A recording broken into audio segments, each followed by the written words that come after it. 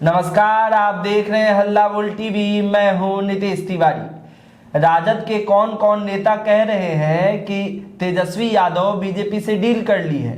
कांग्रेस के प्रवक्ता असित नाथ तिवारी के बयान में कितना दम है, हमें बताएंगे हल्ला बोल टीवी के editor in chief Deepak Sharma. देखिए, आज सुबह सुबह कांग्रेस के प्रवक्ता वरिष्ठ नेता असित नाथ तिवारी ने अपने एक बयान से हड़कंप मचा दिया है जी। उन्होंने कहा है कि अब तक तो आवाज़ बाहर से आ रही थी, आरोप बाहर से लग रहे थे, चर्चा बाहर चल रही थी कि तेजस्वी यादव ने भारतीय जनता पार्टी के साथ सीक्रेट डील कर ली है। लेकिन अब तो राष्ट्रीय जनता दल के अंदर राष्ट्रीय जनता दल के नेताओं में ये चर्चा होने लगी है कि तेजस्वी यादव ने डील कर ली है भारतीय जनता पार्टी के साथ।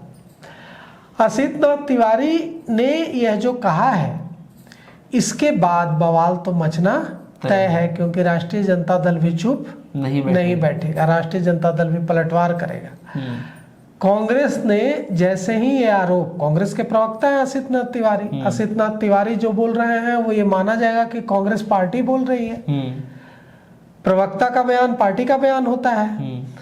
तो असित नाथ तिवारी ने जैसे ही यह कह दिया कि तेजस्वी यादव की भारतीय जनता पार्टी की के साथ किसी तरह के डील के संकेत मिल रहे हैं और चर्चा चल रही है, अब इस पर बड़ा बखेड़ा खड़ा होगा। असित नाथ तिवारी ने किस आधार पर यह कहा है? असित नाथ तिवारी ने कहा है कि वे ऐसा महसूस कर रहे हैं और कांग्रेस पार्टी और राजद के नेता ऐसा महसूस कर रहे हैं कि विधानसभा चुनाव 2025 में गठबंधन के दलों का सही तरीके से तेजस्वी यादव ने इस्तेमाल नहीं किया।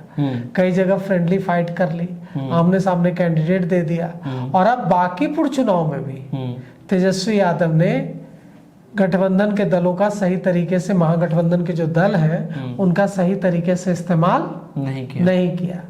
इतना ही नहीं, उन्होंने यह भी कहा है असित नाथ तिवारी ने कि जिस तरह से बांकीपुर चुनाव राष्ट्रीय जनता दल लड़ा है, उससे यह साफ है कि अपने वोट बैंक को सहेज कर रखने में न तो रुचि दिखाई है और न ही एनर्जी लगाई है।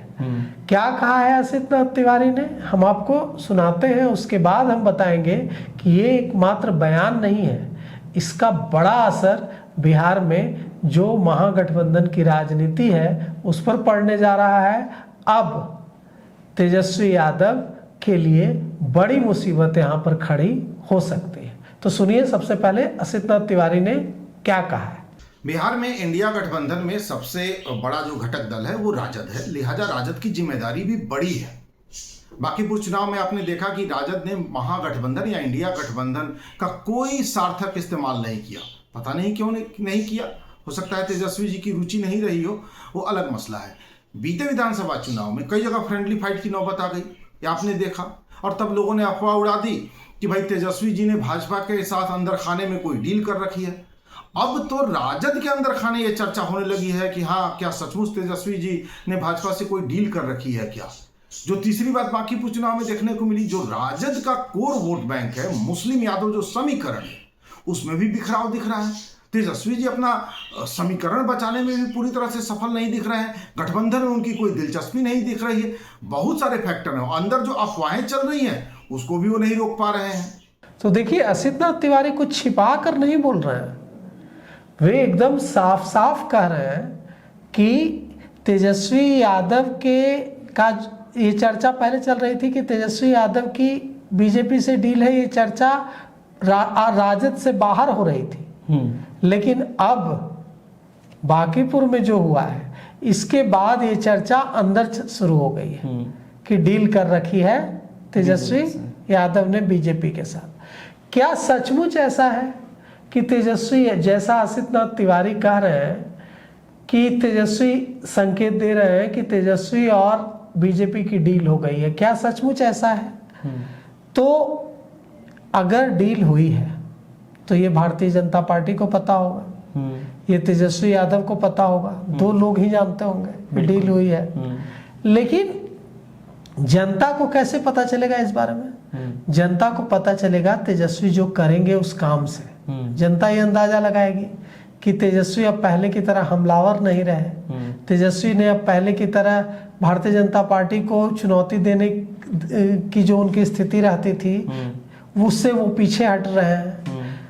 कुल मिलाकर के सवाल इसलिए उठ रहा है क्योंकि तेजस्वी यादव ने बांकीपुर में कैंडिडेट घोषित करने से पहले महागठबंधन के किसी भी गठबंधन की पार्टी को विश्वास में नहीं लिया, भरोसे में नहीं लिया।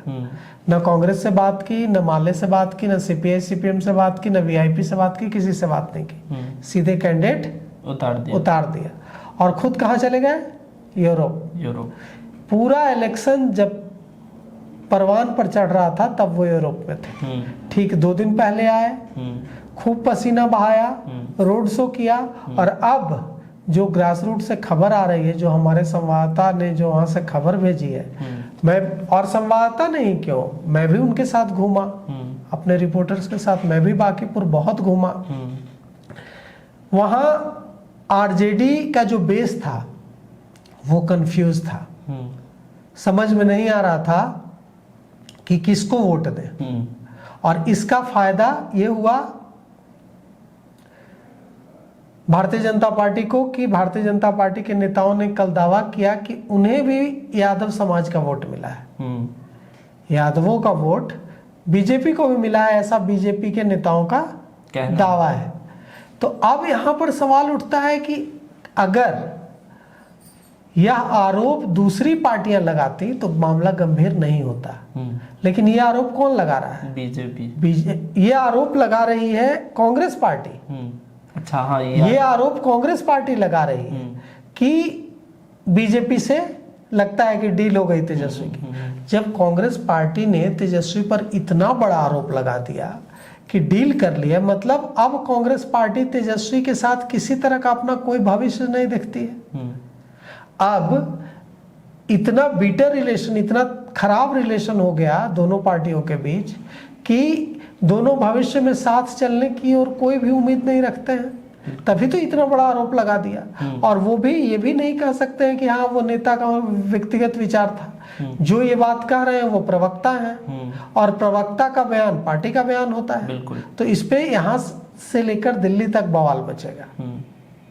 अगर तेजस्वी यादव पर कांग्रेस को इतना भी भरोसा नहीं रहा है कि कांग्रेस पार्टी के प्रवक्ता ऐसा आरोप लगा रहे हैं कि डील हो गई है उनकी, मतलब तेजस्वी और बीजेपी की डील हो गई है, इसका मतलब अब कांग्रेस और तेजस्वी के बीच कुछ नहीं बचा, कुछ भी नहीं बचा अब दोनों के बीच।